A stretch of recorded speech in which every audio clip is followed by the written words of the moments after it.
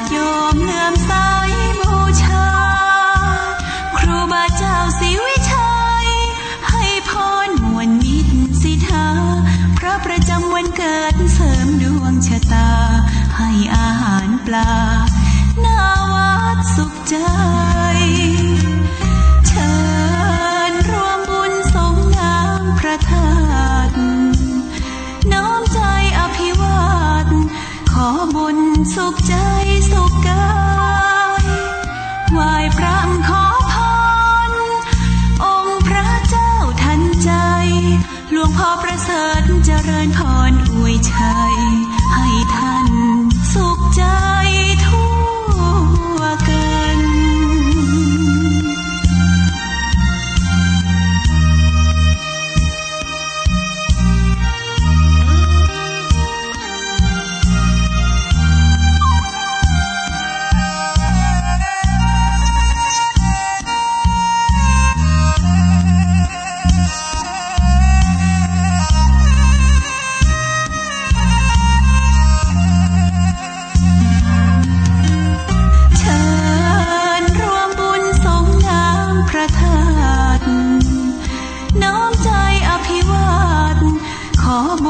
สุขใจสุขกายไหว้พระขอพรองค์พระเจ้าทันใจหลวงพ่อประเสริฐเจริญพรอวยชัยให้ท่านสุขใจทั่วกัน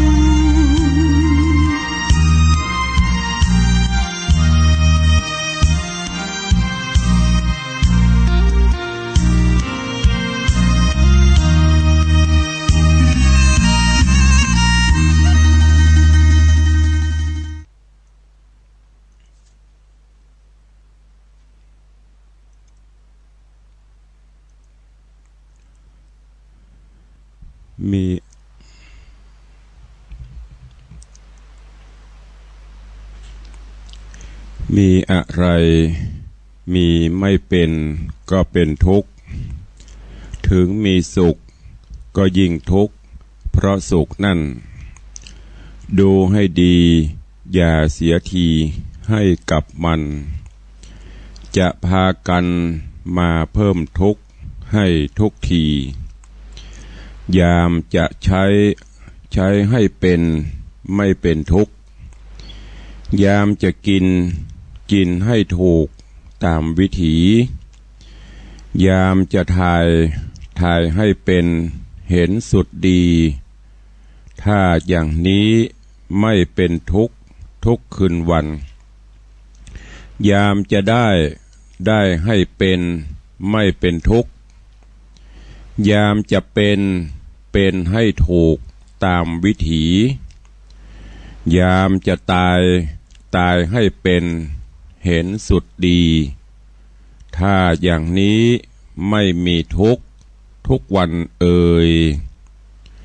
ขอยกมือ10 นิ้วกราบนอบน้อมยังพระติรัตนเกี่ยวเจ้าต่าง3 ประการอันมีพระพุทธพระธรรมพระสงฆ์อันเป็นสรณะที่เปิ่งตีเคารพนับถืออันสูงสุดในชีวิตขอกราบคารวะแตบไต้ไวสาปุญญาปารมีธรรมพระเดชพระคุณหลวงปู่พระพรหมมงคลที่ปรึกษาเจ้าคณะภาค7เจ้าอาวาสวัดพระธาตุเจ้าสีจอมตองพระเดชพระคุณหลวงป่อท่านเจ้าคุณพระเทพโกศลที่ปรึกษาเจ้าคณะภาค7เจ้าอาวาสวัดศรีโสดาพระอารามหลวงพระเดชพระคุณหลวงป่อท่านเจ้าคุณพระธรรมราชานุวัตรเจ้าคณะภาค6เจ้าอาวาสวัดพระแก้วจังหวัดเชียงรายพระเดชพระคุณหลวงป่อท่านเจ้าคุณพระเทพปริยัติเจ้าคณะจังหวัดเชียงใหม่เจ้าอาวาสวัด7 ยอดพระอารามหลวงอำเภอเมืองเชียงใหม่พระมหาเถรานุเถระครูบาสังฆภิกขุสามเณรจุตนจุองค์โดยความเคารพขอเจริญสุขเจริญปอนกับบรรดาปออกไม่ออกศรัทธานาบุญสันนิบาตตันเข้าติ่นจองห้องวัดจุหนุ่มเท่าใจยิงข ขอน้อมต้อนรับทุกท่านเข้าสู่รายการมรดกธรรมกำเมืองทางสถานีวิทยุพระพุทธศาสนาวัดฝ่ายหินตำบลสุเทพอำเภอเมืองเชียงใหม่จังหวัดเชียงใหม่ส่งสัญญาณออกอากาศในระบบคลื่นความถี่ FM 104.50 เมกะเฮิรตซ์สถานีวิทยุพระพุทธศาสนาวัดหนองกายตำบลสันปะยางอำเภอแม่แตงจังหวัดเชียงใหม่ส่งสัญญาณออกอากาศในระบบคลื่นความถี่ FM 99.75 102.0 และ 89.25 เมกะเฮิรตซ์สถานีวิทยุพระพุทธศาสนาจังหวัดเชียงรายส่งสัญญาณออกอากาศที่ดอยม่อนจำปีวัดพระแก้วจังหวัดเชียงรายในระบบคลื่นความถี่ FM 99.50 เมกะเฮิรตซ์แล้วก็วิทยุชุมชนเสียงต่ำสายออกกระจายข่าวตามวัดวาอารามต่างๆตามหมู่บ้านต่างๆตีตังท่านเจ้าอาวาสสมปานเจ้าวัดตลอดจนตังปอแก่ปอแขวนได้เปิดให้พี่น้องญาติโยมศรัทธาได้รับฟังกันในเวลานี้พร้อมกันนี้เจริญปอนญาติโยมที่รับฟังทางโทรศัพท์มือถือหรือว่าจากทางวิทยุออนไลน์ซึ่งสามารถรับฟังได้ทางโทรศัพท์มือถือวิทยุออนไลน์ของวัดฝ่ายหินหรือทางเว็บไซต์ของวัดฝ่ายหินวัดวังสิงคำอยู่เวลานี้รายการนี้ดำเนินโดยกล่าวกับผมอาตมาภาพพระครูวิสิทธิ์ศรีลาภรณ์เจ้าคณะตำบลป่าแดดเจ้าอาวาสวัดวังสิงคำเป็นผู้ดำเนินรายการปะกันเป็นประจำตึงวัน ต่างเชียงใหม่ต่างลำปูนลำปางบางส่วนฟังกันยามเมื่อเจ้า6 โมงปลายถึง7 โมงเป็นประจำตึงวันเนอะส่วนพี่น้องที่ฟังสัญญาณจากวัดพระแก้วจังหวัดเชียงรายก็ฟังกันเมื่อค่ำยามคืนตึงวันเช่นเดียวกันขออนุโมทนาบุญขอบคุณเนอะกับญาติธรรมญาติโยมศรัทธาสาธุชนที่ได้ติดตามรับฟังรายการมรดกธรรมกำเมืองมาโดยตลอดปะกันวันนี้ยามเมื่อเจ้าตื่นเจ้ามาอากาศสดชื่นแจ่มใสเย็นสบายท้องฟ้าก็อึมครึมอยู่ห้องบางที่ก็อาจจะมีพระพิรุณฝนฟ้าตกอยู่ช่วงก่อน2 วันก่อน2 คืนก่อนนั่นก็ฟ้าฝนตกหนักบางที่ก็อาจจะมีน้ำท่วมขังบางที่ตอนนี้ก็น้ำลดลงละอย่างแม่น้ำลำคลองแม่น้ำปิงเป็นต้นตอนนี้ก็สภาพน้ำลดลงพ่อง ถ้าฝนตกมาเตื่อมมาแท่งก็เข้าสู่ภาวะปกติก็ด้วยความเป็นห่วงสภาพอากาศช่วงปลายฝนต้นหนาวเนอะโดยเฉพาะผู้เฒ่าผู้แก่อีพ่ออีแม่สังขารธรรมของเฮาท่านทั้งหลายมันก็ย่อมจะ เสื่อมไปไม่สามารถต้านทานสภาพอากาศอย่างใดก็ระมัดระวังโดยเฉพาะเป็นหวัดเป็นไอเป็นเมื่อยเป็นไข้เวลาพักผ่อนก็มีอากาศถ่ายเทความอบอุ่นกับร่างกายด้วยเนอะเข้ามาสู่เรื่องราวของพระธรรมเทศนาที่อาตมาภาพได้นำมาเทศน์ให้ญาติโยมทั้งหลายได้รับฟังก็ยังอยู่ในเรื่องของกัมพระสุรินทกุมารเทศน์ผ่านไปแล้ว5 ตอน 6 ตอนด้วยกันวันนี้ก็จะได้ฟังกันต่อจากตอนก่อนที่จะได้เทศนานั่นก็ขอนำเอาเรื่องราวในตอนที่แล้วมาให้ญาติโยมได้ฟังเพื่อที่จะได้ปฏิติดต่อกับเรื่องราวสารธรรมในตอนที่แล้ว ก็มาถึงยังกัมพระสุรินตะได้ขอลาตังปอฤาษีลาแม่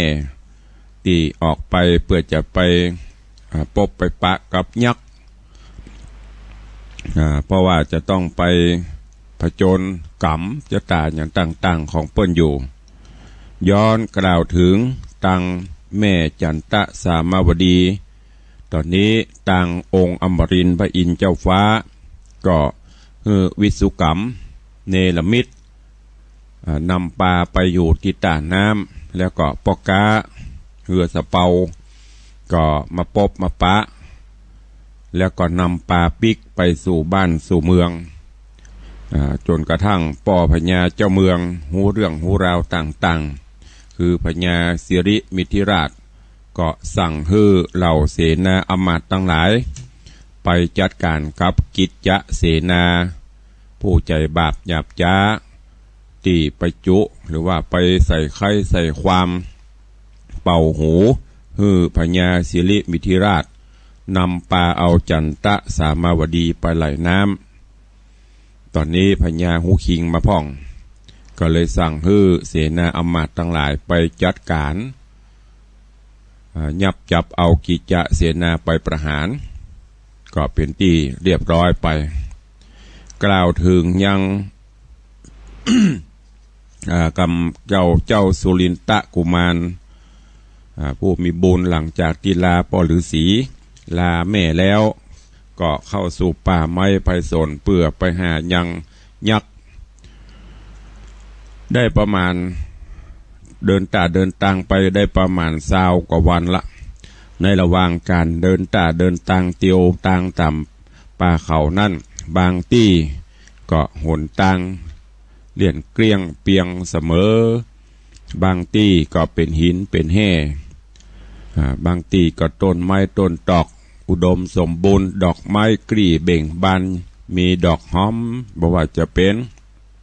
สะบันงากาลเกตตลอดจนต้นไม้อย่างต่างๆในป่าเขาลำเนาไผ่แล้วตังสุรินตะกุมารก็ไหว้วอนเพราะว่าจะเป็นที่เบิ่งยกมือขึ้นกล่าวไหว้วานเทวบุตรเทวดาอาหักเจ้าทั้งหลายขอให้ได้ดูแลพ่อกอยตัวเองแล้วก็บ่ให้มีปัญหาอุปสรรคอย่างเน้อในตอนที่แล้วมาถึงตัดดินีวันนี้ก็ฟังกันต่อว่าเรื่องราวของกัมพระสุรินตะกุมารจักเป็นจะใดเชิญญาติโยมทั้งหลายติดตามรับฟังกันในตอนที่7ณโอกาสบัดนี้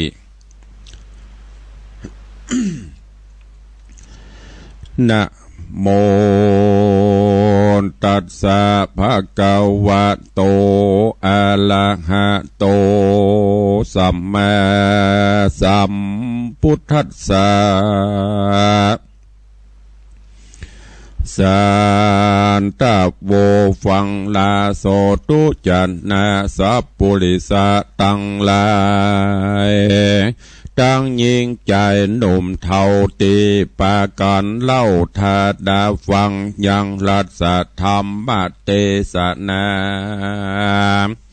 กัมพระสุรินตะกุมารลำดับการมาถึงแล้วเราขอเชิญศรัทธาหนุ่มเท่ายิ่งใจ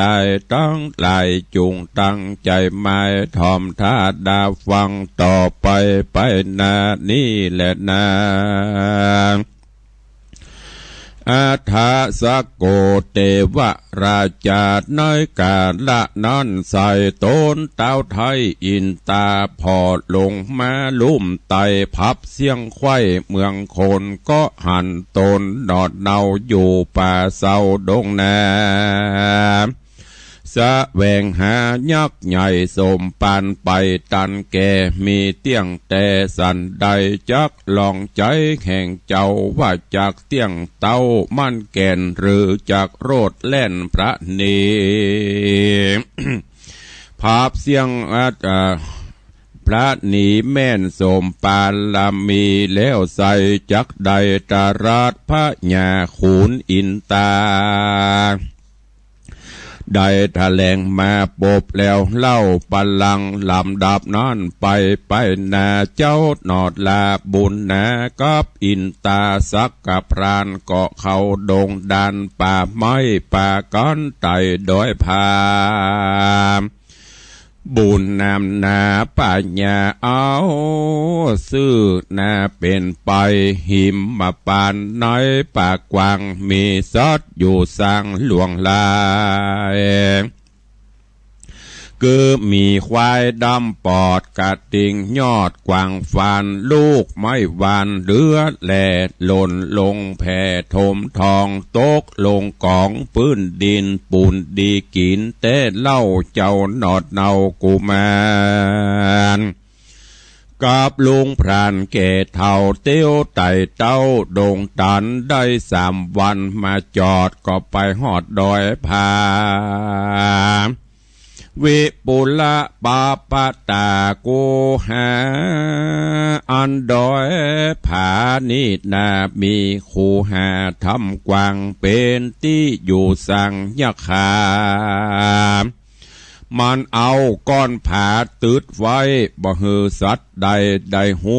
มันรับอยู่3 วันกันต้องมันห้อนใหม่ก็ออกไปเสาะไส้ว่าหากิ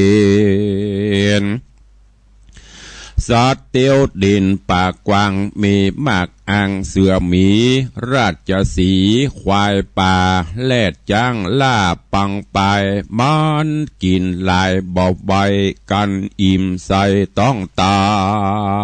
ลก็เรียวปันบอดจารีบใบหน้าเข้าไปนอนอยู่ในทำหินเป็นอาจีนบอกขาดก็มีหันเล็ดนาตาน้อยกาละนันเล่าเจ้าหนอดเนากุมารกับอินตาพรานผู้เท่ากันว่าเขาถึงเขตแห่งยักษ์เพศดงนาคุณอินตาบอดจ้าสวดมนต์กรากาถาฮือหินผานาธรรมเสด็จซ้ำพระงายักษ์ผีพระลับอยู่บทตานหูคิงโตนกันต้องมนวิเศษอันยักษ์เพศดงตาล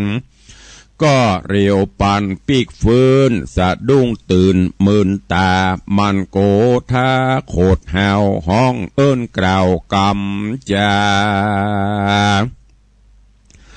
ว่าอายปารากระยาบบ่อสุภาพตามธรรมป้อยใจดำกำเศร้าลักล่วงเขามาจูถึงทำกูใหญ่กว้างมึงอย่าอังเล่นนี้วันนี้มีโจกปากกูใครอยากมาเมินนานจีนโคนหวานบ่อไรกินจ้างใหญ่ตัวงามปุ่มปอหลามต้องปอใกล้สับซ้ำปะใส่ใจลาม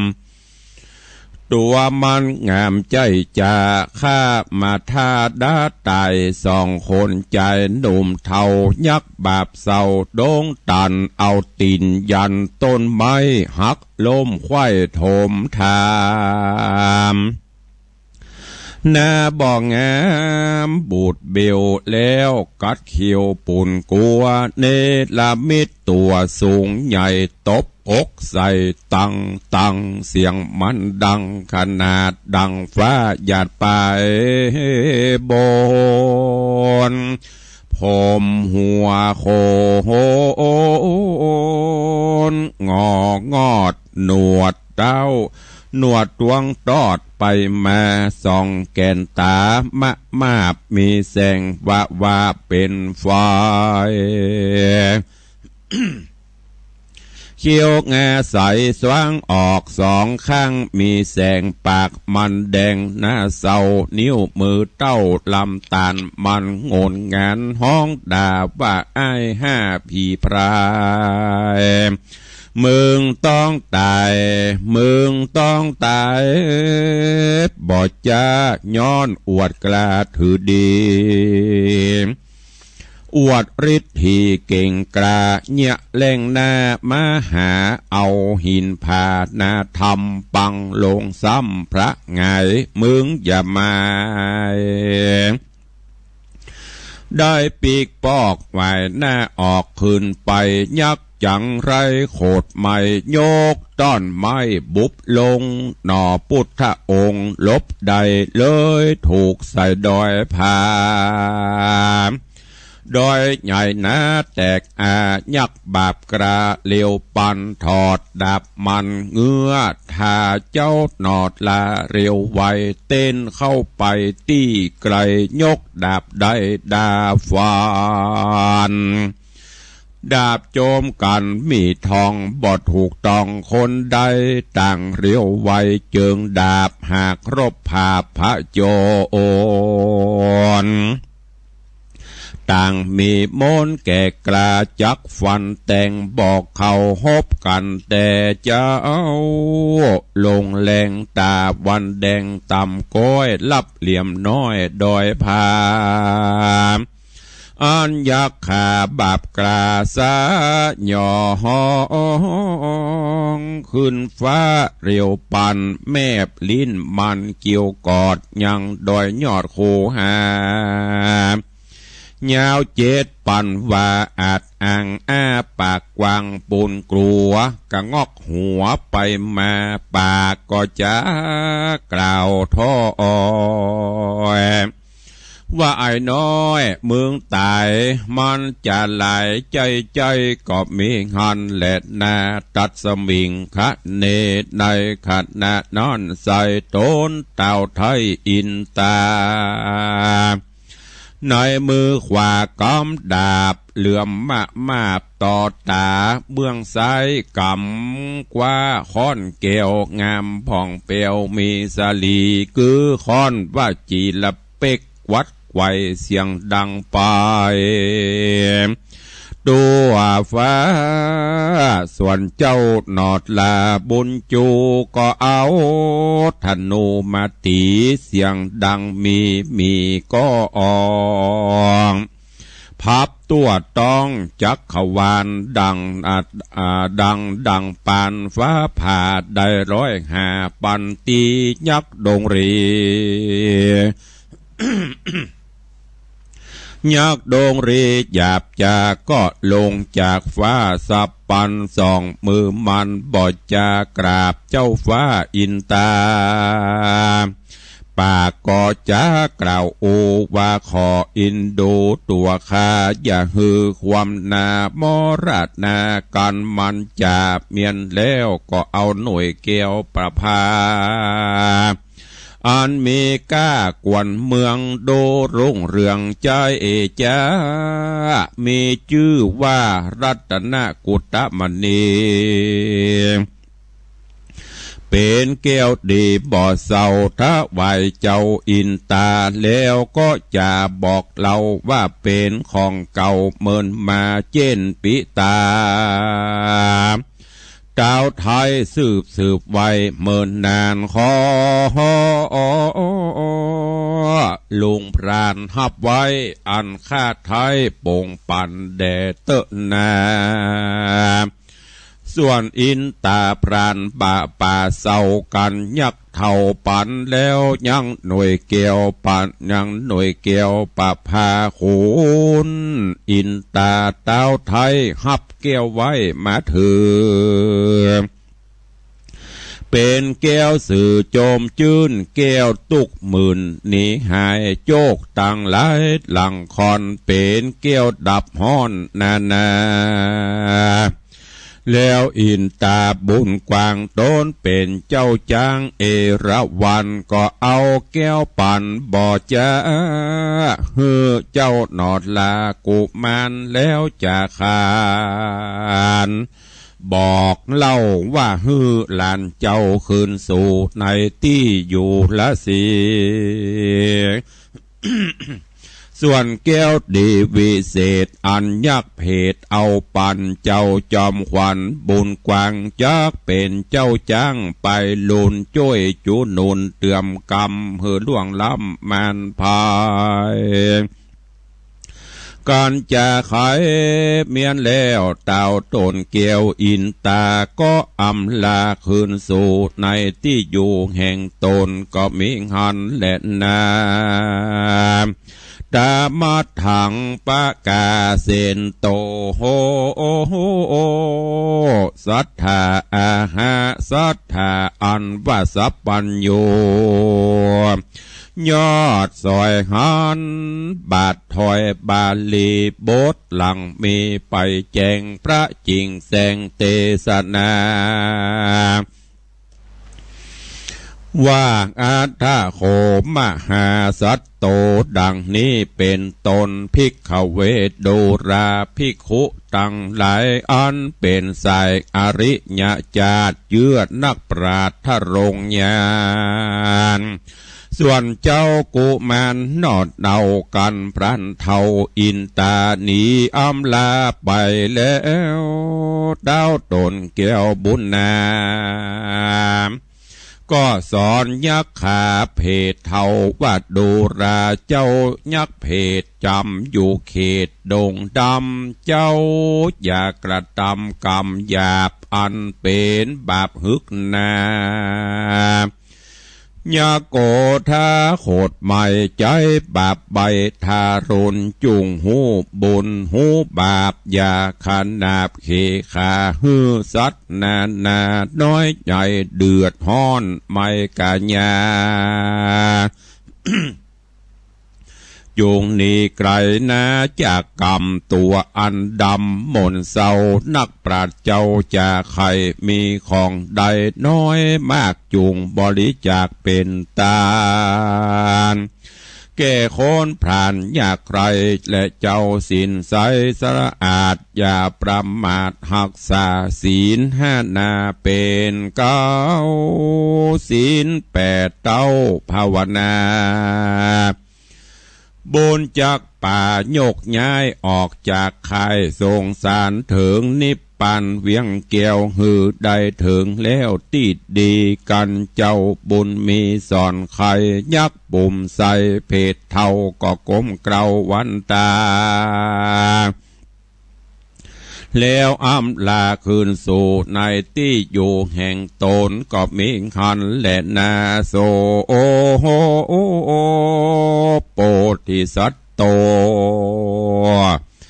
อันวาดหนอโปธิสัตว์เจ้าบุญมีได้เกี่ยวมณีวิเศษจากยักษ์เพศดงตันแก้วภายพันไตเต้ารีบเตียวเข้าป่าไม้ลัดไปตั้งไตจ้อยวอย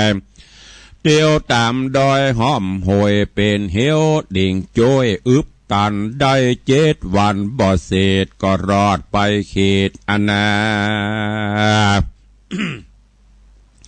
แห่งตาปะสาบุญใหญ่ตีเจ้าเคยได้อยู่มาแล้วอำลาเจียนจากลาละพรากเมินนานเจ้ากุมารบ่จะไปกราบต่อนาราศีครบ3 ตีเมียนแล้วก็ถามหานางเกี่ยวแม่โตโอโหว่าไปอยู่หนแห่งใดหรือแม่ไปเอวป่าบ่ตันกว่าขึ้นมาขอป้อปิตาเป็นเจ้าจูงบอกเล่าขี้ยาเฮือผู้ขาดได้หูแดดเตอะเมื่อนานปรสีผู้เท่าตุกคำเจ้าปั้มเป่งทำจริงใครกำบอกเล่าหืนหนอเจ้าได้หูควายจุประการว่าดูราลานหนอแก้วเมื่อคืนแล้วผ่านมากูป้อภาวนาร่ำไร นอบน้อมไว้ปูจาแผ่เมตตาไปหาสัตว์นาใหญ่หน่อยเฮ้อจื่นจ้อยเจยบาน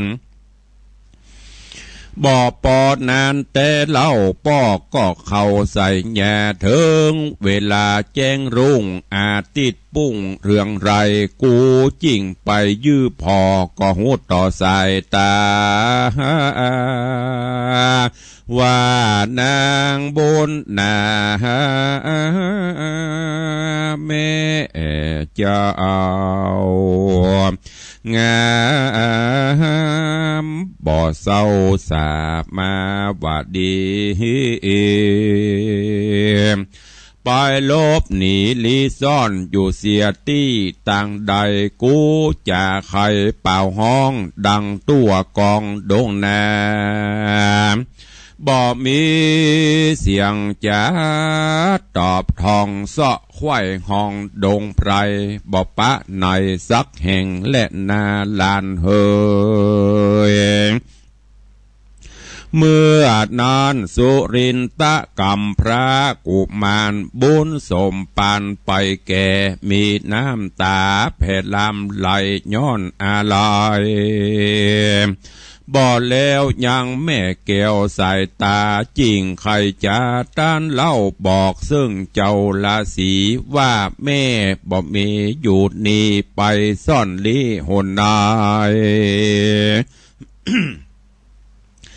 ผู้ข้าขอไปสะแหวงหาแม่มันดาหนอดเนาขอป้อเจ้าราศีสวดสดีเตี้ยงเต่าอย่าโศกเศร้าเครื่องกาสัพพะภัยญาผาญาติอย่ามาปาดกาญาซัดนาใหญ่น้อยอย่าจ้องหอยเบียนขวีเป็นสุขีเตี้ยงเต้าตราบต่อเข้ามรณาแดดเตอะว่าอันก็มีหันแลนา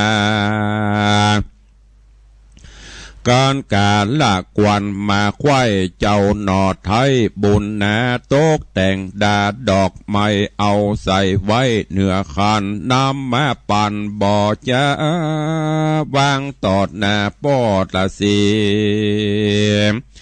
กราบสามตีครบแล้วเจ้าหนอแก้วบุญนากล่าวขอขมาป้อเจ้าว่ากรรมมนเศร้าบดดีกาญะกรรมมีใหญ่น้อยว่าจีกรรมถอยปาลามโนกรรมนะกึดให้หลอนได้ย่างง่ายเตียวกายกำปากลาถอยจ้าจิตบาปกลาหากมีกรรมบอดดีน้อยใหญ่หากเกิดได้มีมาอันผู้ขากึดบอดตันเหี่ยวบ่หันแจ้งทีจักเป็นตี้ห้ามไว้โหนตั้งไตเนลปานขอใจบ้านภายโพดงดเว้นโตดตั้งหลายอย่ามากายตอบสายหือตกให้ไปลุนนับเป็นกุลนักโสดที่ได้โพดเลี้ยงมาเมื่อผู้ขายังน้อยได้จื่นจ้อยเจยบานลูกไม่วานเลือดแหลก็ยื่นแผ่มาปานเป็นนิรันดร์จะใจ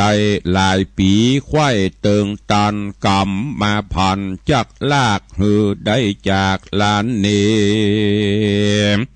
แม่นบุญมีไปนาบ่อตำจ้าหายสูญบ่ลืมกุลป้อเจ้ากำมนเศร้าตั้งหลายอย่าได้หมายติดไปแดดเตอะเมื่อนานป้อเจ้าละสีมีสินดีบอดหน่อยก็ตอบถอยกำจากับหนอพุทธานุ่มดาวว่าเฮาเลี้ยงเจ้าจุดหนุนนับเป็นบุญผาเสดกาญกรรมเกิดมีมาวจีนาหยาบจ้ามโนกรรมกล้าบดี แห่งเจ้าบุญมีหนอท้ายบ่หอนใดจักหันแม่นมีเฮาปันโปเฮาแม่นมีเฮาปันโปนโป่งขาดอนุญาตวางลาแม่นจักไกลกลาเจียนจากลาละพรากโดงตันเฮาขอปันบอกไว้เป็นไม่ใจสอนใจแม่นจักไปแสวงหายังมารดาแม่ไทยขอฮือได้ปะแม่มีเตียงแต่นำนาแม่นบุญมาไปนาได้เป็นเจ้าฟ้าภาพเมืองย่าสะเรื่ององค์อาจอย่าได้ขาดศีลธรรมต่างอันดำมนไม่จุงเว้นไว้นี่ไกลรักษาศีลใสอย่าขาดอย่าประมาทย่อตานแปลงใจบ้านแผ่กว้างมันก่อสร้างต่างดีเอาปารามีน้อมไว้เฮือเตี้ยวไต่กองธรรมจะกระทำการใดจูงกึดใจที่แจ้งปัญญาแทงตัวไปกำโบราณไขแต่ก่อนเจนปูมอนสอนคนว่าการนอนบนฮือนอนคว่ำการนอนต่ำฮือนอนหงายมันคงควาย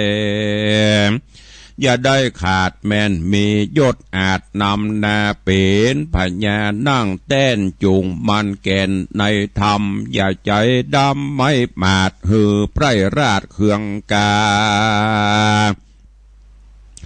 มันเล้งหาจะใจหือไพร่ใดไตตีขายามโกธาโคดไม่จุงอดไว้วางลายามมีคนจะว่าหายบ่ตอบใส่แตนกรรมมีใจนำมันเตียงอย่าบีดเบี่ยงเฟื่อนไหว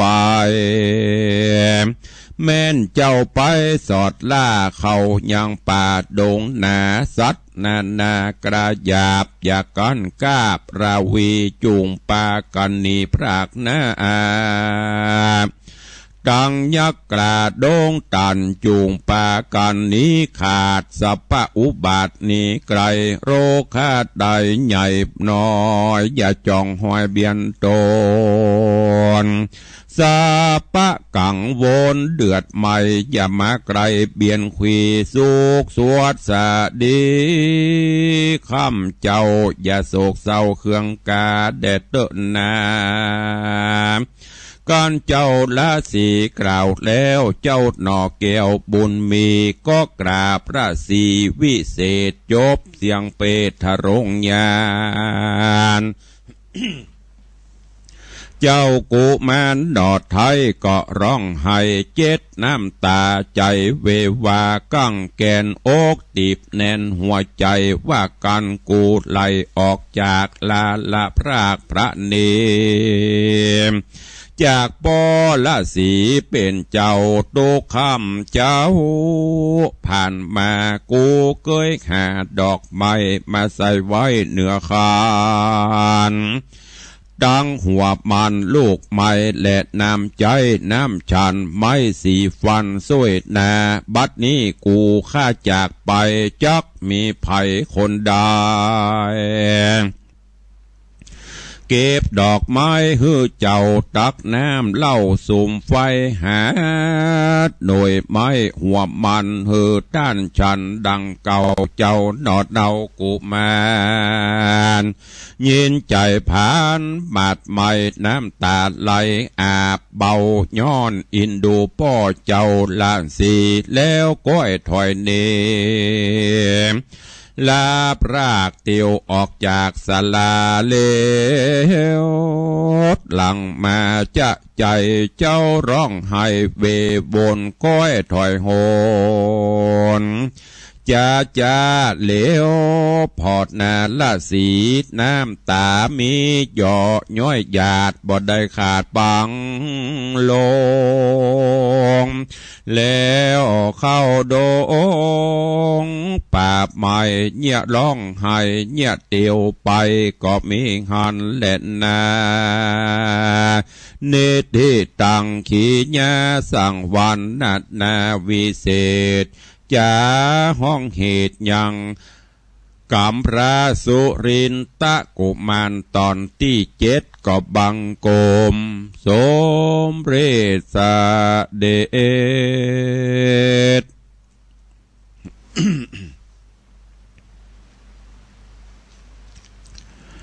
วันนี้ก็ได้สดับรับฟังกันจบไปผ่านไปแหมตอนหนึ่งในเรื่องของกัมพระสุรินตะกุมารซึ่งเรื่องราวก็ตอนนี้มาถึงยังสุรินตะกุมารกับองค์อมรินทร์พระอินทร์เจ้าฟ้าหลังจากที่ดันด้นไปหายังยักษ์เพื่อจะไปเสาะเอาแก้วก็ได้ไปพบไปปะโดยมีพ่อฤาษีแถลงเปตเป็นพรานมาช่วยนำต่างไปจนถึงแล้วก็ไปพบไปปะใส่ถ้ำพญายักษ์แล้วก็ได้กำราบยักษ์โจรยักษ์ยอมการจิโรราบแล้วก็ยื่นยกยอแก้วถวายฮื้อเป็นกับองค์อมรินทร์พระอินทร์เจ้าฟ้าพระอินทร์เจ้าฟ้าก็มอบยื่นต่อฮื้อกับสุรินตะกุมารแล้วก็ได้แก้วแล้วก็ปากัน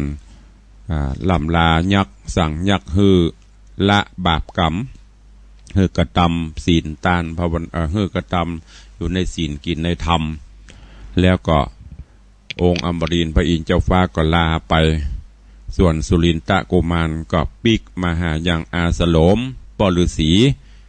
มาถึงก็ถามหาแม่ว่าแม่อยู่ที่ไหนไปทางใดเป็นจะได้ปฤาษีก็ได้เล่าเรื่องราวต่างๆฮื้อกับสุรินตะกุมารสุรินตะกุมารก็ว่าคงจะเป็นกรรมวิบากอย่างต่างๆที่ได้มาปบมาปานกันมาปะกันแถมในชาตินี้จากนั้นก็จะขอร่ำลาปฤาษีเพื่อเดินต่างไปเสาะหาแม่เดินต่างปิกบ้านปิกจองปฤาษีก็อนุญาตโป่งปั่นฮื้อสุรินตะกุมารก็เอาดอกไม้ธูปเทียนใส่พานใส่ขันใส่ภาชนะอันงามเปิงแล้วก็ไปขอขมาขอสุมาการวะปฤาษียามเมื่อได้อยู่โดยป่ออาจจะได้บ่ฮู้เรื่องราวที่เป็นไปเป็นมาได้ขึ้นตีต่ำได้ย่ำตีสูงได้ประมาทธรรมหลวงล้ำกำกายด้วยกายด้วยวาจาด้วยจิตใจขอขมากับพ่อฤาษีก็อนุญาตโป่งปั่นฮื้อจากนั้นสุรินตะก็ขอลาโดยกราบแทบพระบาทเมื่อว่ากราบตีนพ่อฤาษีน้ำตาก็ปังพึกพ่อฤาษีก็บอกว่าเปิ่นบ่เฮาเนาะความปัดพรากจากกันมันก็เป็นธรรมดาความสลดใจมันก็อาจจะมีพ่องสุรินตะกุมารก็ลาพ่อฤาษีแล้วก็ค่อยๆเตียวออกไปเตียวไปตัวก็เลี้ยวหลังพ่อตัวก็คืดว่าตั้งแต่นี้ไปไผจะมาช่วยเก็บผลหมากหลากไม้เก็บดอกใส่ขันให้ป่อเพียวปัดกวาดดูแลพ่อกวยป่อเมื่อก่อนเฮาอยู่เฮาดูแลพ่อกวยตอนนี้เฮาจะปัดจะพรากไปไผจะมาดูแลพ่อกวยป่อก็วิบากทุกข์ใจแต่ว่ากรรมมาถึงจำเป็นจะต้องปัดพรากจากกันไปเรื่องราวจักเป็นจะได้ก้อยติดตามท่าฟังไปในกัมพระสุรินตะกุมารตอนต่อไปเนอะวันนี้ตุลุงก็ขอโป่งวางไว้แต่เพียงเท่าอีก่อนในใต้รายการวันนี้ก่อนที่จะเปิดน้ำไม้อุจากับญาติโยมสัก 2-3 นาทีก็ขออนุโมทนา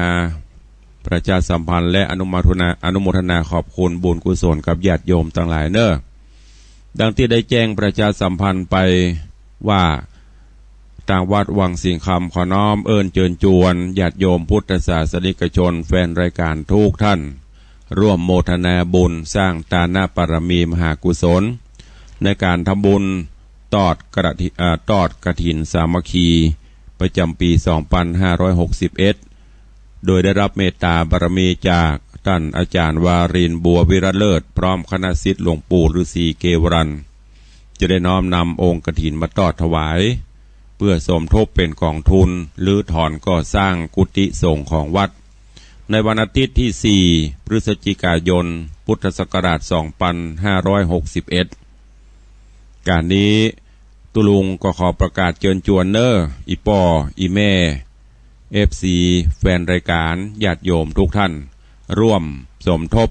ในการตอดกฐินในคราวครั้งนี้กองละ299 บาทเพื่อร่วมเป็นกฐินสมทบในการตอดเป็นกองทุนสร้างโฮงสร้างกุฏิของวัดท่านผู้ใดมีเจตนาอยากจะร่วมบุญกุศลกับตุลุงเจริญปอนคนละกอง2 กองกาหรือตามจิตเจตนาเกาะสุดแล้วแต่ไผผู้ใดที่ร่วมเป็นเจ้าภาพกับตุลุง1 กองตุลุงก็จะมอบวัตถุมงคลครูบาเจ้าบุญจุ่มไปไว้สักการะบูชาซึ่งกำลังเป็นที่นิยมของญาติโยมศรัทธาอยู่ก็ขอเจริญปอนเจริญขออนุโมทนาบุญขอบคุณกับโยมทองคำเกตทองบ้านใจสถานพุทธเจดีย์9 ยอดร่วมโมทนาบุญกฐิน1 กองแม่สมศรีนรินทร์บ้านใจสถานพุทธเจดีย์9 ยอด1 กองโยมแม่รัตนาระพีภูตานนท์ใจสถานเจดีย์9 ยอด1 กองโยมพี่ไอทาวรโยมพี่ดวงนภาน้องอารีรัตน์ปากกล้าบ้านใจสถานพุทธเจดีย์9 ยอดร่วมโมทนาบุญกฐิน2 กอง อุทิศกุศลไว้ไปหน้าทั้งหมดทั้งมวลนี้แล้วก็มีป้ออนันต์อภิมรหนองจอมสันทราย1 กองโยมแม่จันเพญคำโพธา2 กองโยมแม่สุภลักษณ์ปินตาเสนห้วยไซบันทิ2 กองแม่สีวันปันทวงศ์สันประซักวลาย1 กองแล้วก็มีโยมแม่ลำจวนชัยเสนบ้านปากบ่องประสาง1 กอง10 โทสราวุธนางสุภัสสรน้องสแตมปิยจันทร์1 กอง นางสาวจุฑามาศปิยจันทร์1 กองนายสมชายนางจันเรืองปิยจันทร์2 กองพี่นันจรันปิยจันทร์5 กองโยมพัฒนาหรือน้องขุนแผนยี่นาง1 กองนางสาวรวงทองยี่นาง1 กองโยมแม่หลวงกัญญายี่นาง1 กองโยมนงเยากันทะ1 กองโยมแม่จันดีวิสุทธินันท์3 กองโยมแม่กาญจนาใส่เขียวแม่ทะลำปาง1 กองแม่อุ้ยหม่อนจันคำแสงบุญ1 กองโยมแม่พวงเพชรใจเขื่อนแก้ว1 กองและโยมแม่น้อยนามสกุลยังลืมไปละบ้านเมืองเป้า1 กองอันนี้เป็นรายนามผู้ร่วมบริจาคสมทบกฐินที่วัดวังสิงคำเบื่อสร้างที่อยู่ที่อาศัยสร้างหอโฮงกุฏิสงฆ์ของวัดซึ่งจะดำเนินการรื้อถอนและก่อสร้างต่อไปขอบคุณทุกท่านถ้ารายการใครจะอู้จะเอ่ยจะจ่าอย่างกับตุลุงโทรเข้ามาได้แล้วเวลาเหลือแถมประมาณ3 นาทีสายแรกวันนี้จะมาจากที่ไหนทางใดโทรศัพท์เข้ามาได้แล้วก็ที่วัดหนองกายญาติโยมทั้งหลายวัดหนองกายในบารมีของท่านเจ้าอาจารย์พระประหลัดประเสริฐก็จะได้มีงานทำบุญตอดกฐินสามัคคีเช่นเดียวกันส่วนวันใดนั้นเดี๋ยวท่านเจ้าจะแจ้งมาตุลุงก็จะได้ประกาศที่วัดไฟหินก็เช่นเดียวกันก็มีกฐินของต่างมหาวิทยาลัยเชียงใหม่วันใดนั้นเดี๋ยวจะแจ้งคำเจริญปอนโยมแม่จันดีบ่เป็นอย่างถ้าจะไปก็ไปก็ถ้าบ่ไปก็คือบ่ไปนะกับแม่เฮ้ยบ่บอกก็ได้บอกก็ได้ตามใจขอบคุณเจริญปอนสาธุสาธุดีละขอบคุณอนุโมทนาบุญแม่สาธุเจริญปอนสายต่อไป สาธุว่าใดสาธุขอบคุณนักเนอสาธุสายต่อไปใครจะอุตยเข้ามาเด้อรายงานผลยามเจ้าใครจะห่วมบุญกุศลตัวก็เข้ามาในตอนนี้ก็ได้เนอะขอเมตตาอนุญาตกับทางท่านผอ.แม่อุ้ยมอนว่าจะได้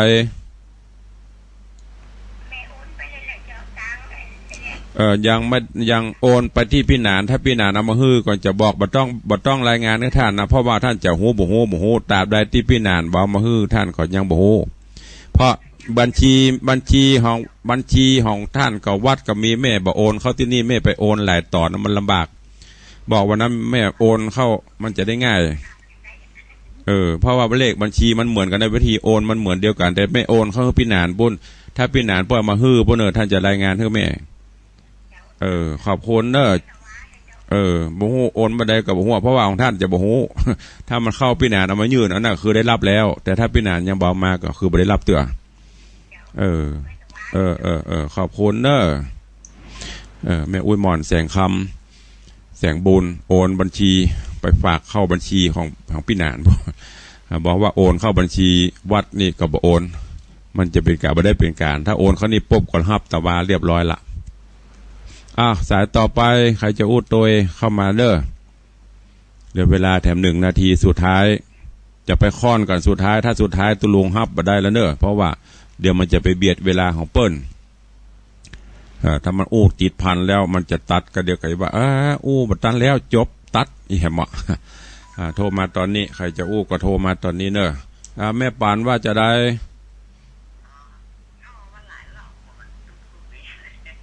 ยังกระถินน่ะหมดแล้ว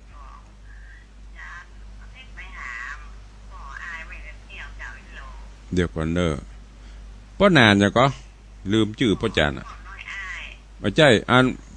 แฟนแม่เดี๋ยวก่อนเดี๋ยวมันซื้อเดี๋ยวใจเย็นแม่บุญปันมีงานอุทิศเท่าไหร่ก็ป่ออ้ายแม่เรือนแก้วกาวิโล1 กล่องเนาะสาธุช่วยกันไปคนน้อยกับแม่มันหลายตีดีละได้ช่วยกันไปตามนาบุญเนอะถ่ายแผ่บารมีไป